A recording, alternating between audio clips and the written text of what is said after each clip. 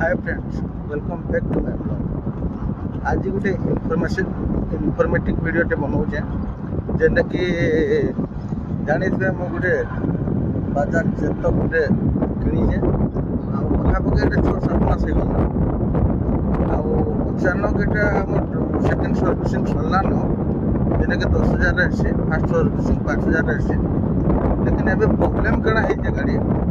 अचानक माने आज सका गाड़ी काला बेलके नॉर्मल ठीक थिला जो गाँ बाहर के आसला परे गाड़ी स्पीड लिमिट देखली 25-26 रु अधिका ना है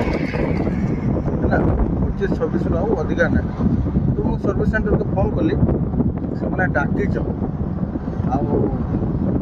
देखमा मुझे जाऊँ यहाँ घर बाहर महाराज 35 किलोमीटर रहा सोनपुर सर्विस सेंटर के नबार अच्छे मत तो चलू वीडियो संगे लगी रहो काना है जे अपडेट निहाती जना